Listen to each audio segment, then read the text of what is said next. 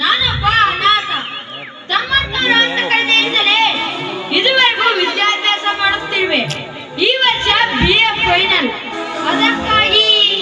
ಅದಕ್ಕಾಗಿ ಹಣದ ಸಹಾಯ ಬೇಕಲ್ಲವೇ? ತೆಗೆದುಕೋ. ನಿಮ್ಮಂತವರ ಆಶೀರ್ವಾದ ಸದಾ ಇರಲಿ ಸರ್. ಹೋಗು, ವಿದ್ಯಾವಂತನಾಗು, ದಕ್ಷ ಅಧಿಕಾರಿಯಾಗಿ ಈ ನಾಡು ಕೀರ್ತಿ ತರುವ ಸತ್ಪುತ್ರನಾಗು. ಆಯ್ತು ರವಿ, ಕಂಡವರಿಗೆ ಕೈ ಒಡ್ಡಿದ ಕ್ಷಣ ಹಣ ನೀಡಿದರೆ ನಾಳೆ ಅವರ ಪರಿಸ್ಥಿತಿ ನಮಗೆ ಬಂದಿತು. ಮುಂದೆ ಅದು ನಮಗೆ ಬರಬಾರದೆಂದೇ ಅಣ್ಣ. ದಾನ ಧರ್ಮ ಪರೋಪಕಾರ ಮಾಡುವುದು ನಮ್ಮಂತ ಸಿರಿಸುತ್ತದ ಸುತ್ತ ದಾರಿದ್ರ್ಯವೆಂದು ಸುಳಿಯಲಾರದು. ಅದು ನಿನ್ನ ತಪ್ಪ ಕಲ್ಪನೆ. ರಾಜ ಮಹಾರಾಜರಿಗೆ ಬಿಟ್ಟಿಲ್ಲ ಎಂದ ಮೇಲೆ ನಮ್ಮಂತವರ ಪಾಡೇನು? ಶ್ರೀಮಂತಿಕೆ ಶಾಶ್ವತ ಎಂದೂ ಭಾವಿಸಬಾರದು. ವಿಧಿಯು ತನ್ನ ವಕ್ರ ದೃಶ್ಯವನ್ನು ಬೀರಿದಾಗ ಲಕ್ಷಾಧೀಶನು ಸಹ ಲಕ್ಷಾಧಿಪತಿಯಾಗುವುದರಲ್ಲಿ ಸಂದೇಹವಿಲ್ಲ. ಅದೇ ಸಿರಿ ಬಂದ ಕಾಲಕ್ಕೆ ಕರೆದು ದಾನವ ಮಾಡು ಎಂದು ಹೇಳಿದ್ದಾರೆ ಸರ್ವಜ್ಞ. ಬೀದಿಗೆ ನಿಂತು ತೂರಿ ಬಿಡು, ಆಗ ನಿನಗೆ ಕಲಿಯುಗದ ದಾನಶೂರ ಕರುಣ ಎಂದು ಬಾವುಲಿ ನೀಡುತ್ತಾರೆ ಆ ಬಡ ಜನತೆ. ನಿನಗೆ ನೀಡಿದ ಬಿದ್ದಾದರೂ ಉಳಿತಾರಲ್ಲಣ್ಣ. ರವಿ, ನಿನ್ನ ಹುದ್ದಡತನಕ್ಕೆ ಮಿತಿ ಇಲ್ಲದಂತಾಯಿತು. ಅತಿಯಾದಾಗ ಮಿತಿಯಾಗುವುದು ಸಹಜವಣ್ಣ. ನೀನೊಂದು ರೀತಿ ಹಾಳು ಮಾಡಿದರೆ ನಾನೊಂದು ರೀತಿ ಹಾಳು ಮಾಡಲೇಬೇಕಲ್ಲ.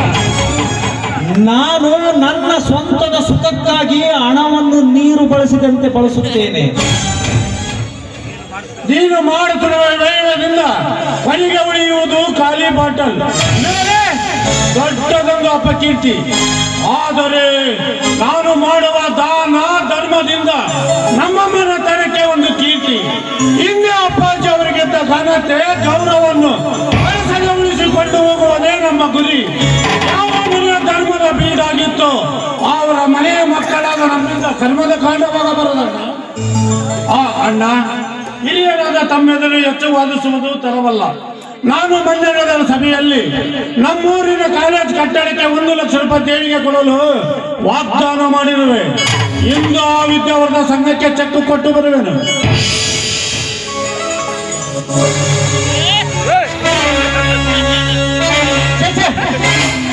ಇವನ ಅವಿವೇಕತನಕ್ಕೆ ಅಳತೆ ಇಲ್ಲದಂತಾಯಿತು.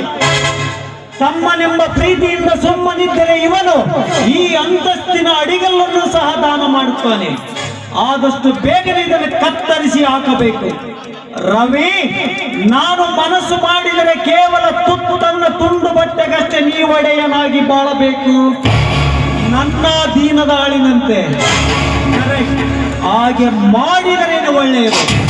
ಇಲ್ಲವಾದರೆ ಇವನು ಪುರಂದದಾಸರ ಕನಕದಾಸರ ಪದಗಳನ್ನು ಜಾರಿಗೆ ತಂದು ಕೊಟ್ಟಿದ್ದು ತನಗೆ, ಬಚ್ಚಿಟ್ಟಿದ್ದು ಪರರಿಗೆ ಕೊಟ್ಟು ಕೆಟ್ಟದಿರಬೇಡ. ಅದು ನಿನಗೆ ಮುಂದೆ ಕಟ್ಟಿಟ್ಟ ಬುದ್ಧಿಯನ್ನು